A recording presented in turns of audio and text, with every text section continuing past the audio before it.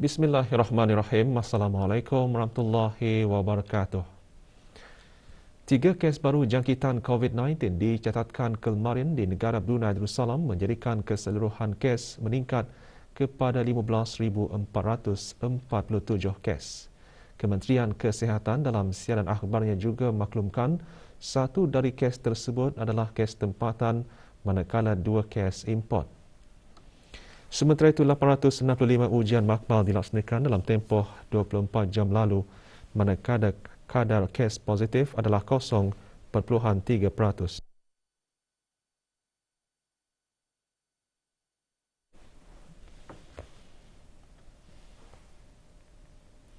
Bagi kategori 5, hanya satu kes menerima bantuan oksigen dan di bawah rawatan rapi. 92 kes aktif keseluruhan direkodkan setelah 24 kes sembuh dicatatkan dengan jumlah kes sembuh keseluruhan menjadi 15,255. Manakala kadar penggunaan katil di kesemua pusat pengasingan adalah 2.3%.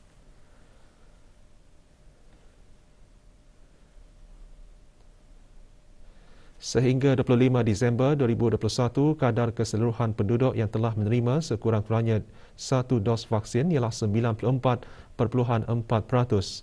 Untuk 2 dos vaksin, 92.9%, sementara 14.5% bagi kadar penerima 3 dos vaksin.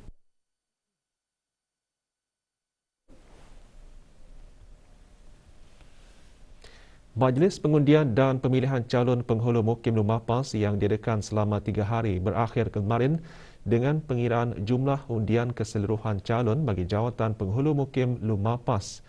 Pengundian yang diadakan di Sekolah Menengah Saidina Umar Al-Khattab Mukim Lumapas itu menggunakan kaedah secara dalam talian, aplikasi e-undi PMKK dan buangan undi secara pandu lalu menggunakan kertas rasmi dan tablet. 5 calon bertanding bagi calon penghulu Mukim Lumapas. Awang Amran bin Haji Maidin berumur 53 tahun mendapat undian terbanyak iaitu 680 undian dan terpilih sebagai penghulu Mukim Lumapas. Juga hadir ahli majlis mesyuarat negara dan pegawai daerah Brunei dan Muara. Sementara itu, majlis pengundian dan pemilihan calon penghulu Mukim Mentiri akan direkan pada 14 Januari 2022 dan 16 Januari 2022 di Dewan Kemasyarakatan Mukim Mentiri, Rancangan Perumahan Negara Mentiri.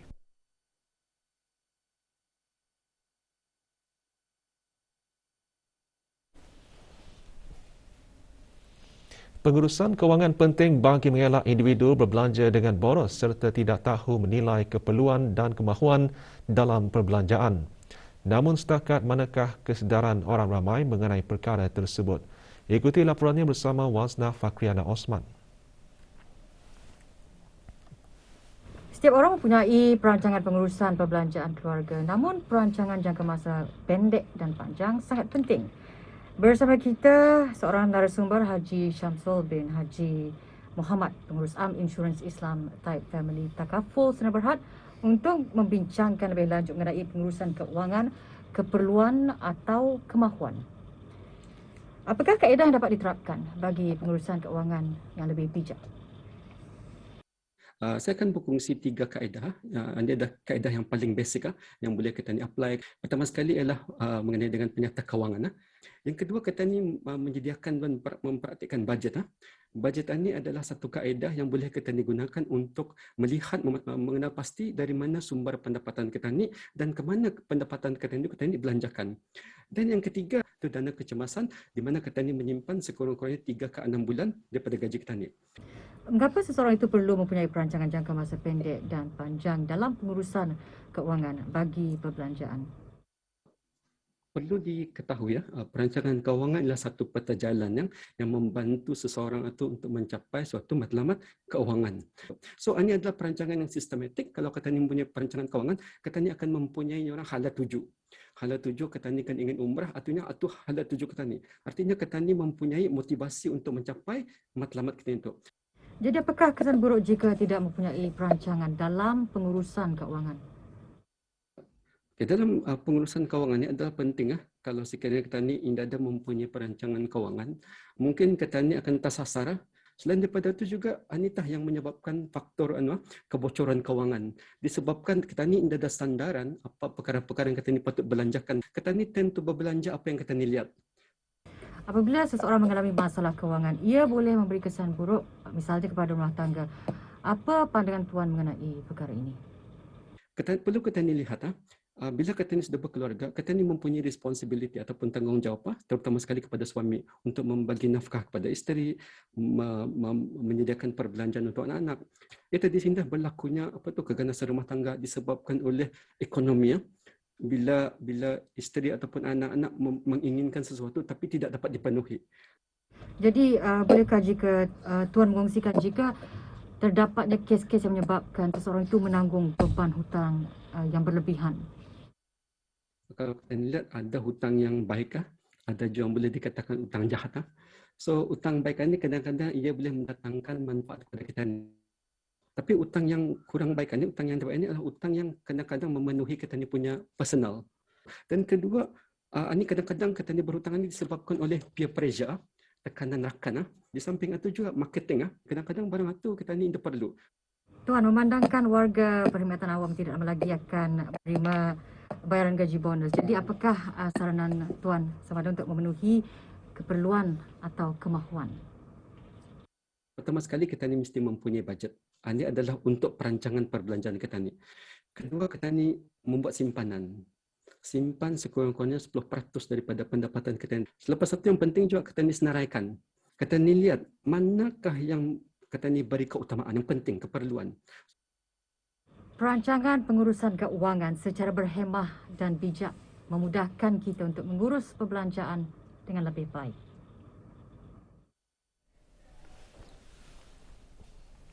Musim cuti persekolahan penggal keempat pada tahun ini yang akan berakhir tidak lama lagi terus dimanfaatkan oleh ibu bapa dan penjaga untuk membawa anak masing-masing menikmati pelbagai aktiviti termasuk aktiviti di Bandarku Ceria yang direkan setiap hari Ahad. Namun garis panduan fasa awal endemik bagi kemudahan dan aktiviti bagi kecergasan dan rekreasi yang ditetapkan oleh pihak kerajaan terus dipatuhi oleh orang ramai. Semasa fasa awal endemik ini, aktiviti seperti hiking, berjalan dan berlari dibenarkan tanpa bukti ujian ART yang negatif. Manakala sungkuh muka hendaklah dipakai namun ia boleh dibuka apabila melakukan aktiviti memenatkan dan dipakai serta-merta selepas selesai aktiviti tersebut. Penjarakan fizikal pula harus dipatuhi semasa bersenam atau bersukan, iaitu 1.5 meter antara individu untuk aktiviti fizikal umum melainkan aktiviti yang memerlukan penjarakan pendek. Orang ramai digalakkan membawa minuman sendiri dan berkongsi minuman adalah dilarang.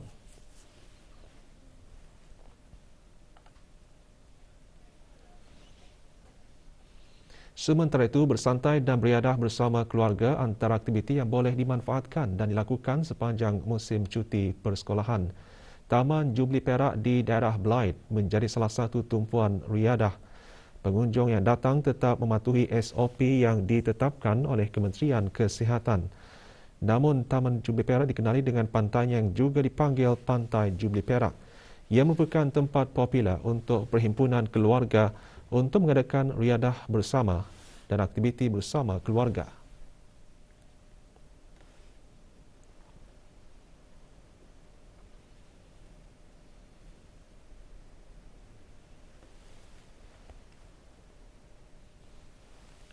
Di daerah Tutong Pantai Seri Kenangan menjadi tumpuan orang ramai bersiar-siar dan berkelah bersama keluarga. Pada fasa awal endemik ini, kanak-kanak dibenarkan untuk keluar rumah bagi melakukan aktiviti riadah bersama ibu bapa atau penjaga yang sudah lengkap divaksinasi. Walaupun berada di luar rumah, keselamatan dan kesihatan kanak-kanak tetap diutamakan dan diambil berat oleh para ibu bapa seperti memakai sungkup muka dan menjaga jarak.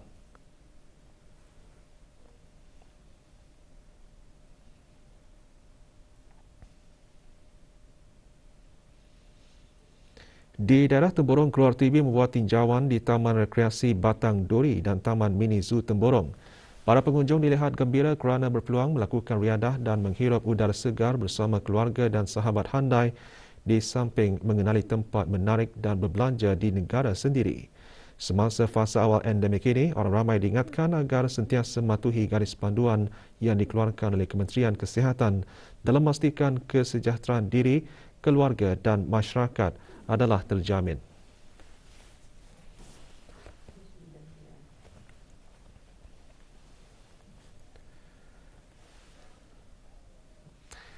Pemakanan sihat semakin mendapat tempat di negara Brunei Darussalam. Ini terbukti dengan terbukanya sebuah lagi kafe yang menyajikan menu makanan sihat iaitu keto. Laporannya bersama Aimaduddin Mawang.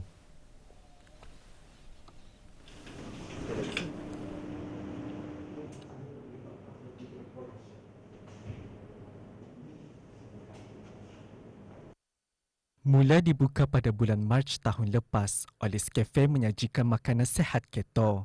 Menu makanan keto mempunyai keistimewaannya sendiri, antaranya dari segi cara masakan, khasiat dan bahan-bahan yang digunakan. Menu-menu yang terdapat di kafe berkenaan tidak mengandungi MSG, gula dan lemak trans.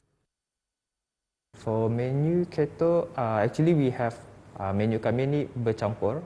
Mostly it's actually menu yang regular. Tapi kalau orang yang mengambil menjaga pemakanan mengikut cara keto boleh request untuk ditukar kepada keto lah.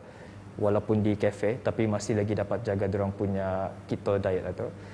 So kalau yang Indah mengamalkan keto diet pun ada mix lah. Meskipun kafe tersebut mempunyai cabarannya yang tersendiri, akan tetapi menu makanan sihat keto juga mempunyai penggemarnya yang tersendiri. Pasal di sini banyak pilihan makanan keto, macam bukan saja kek tapi macam ia punya meal itu kebanyakannya hearty and healthy juga. Harganya it's quite reasonable pulang untuk makanan keto. Makanan sihat tidak semestinya tidak sedap jika pandai mengolahnya dengan baik. Malah ia juga dapat dinikmati seperti makanan lain. Tepuk dada tanya selera. Aimaduddin Mawang untuk Berita RTB.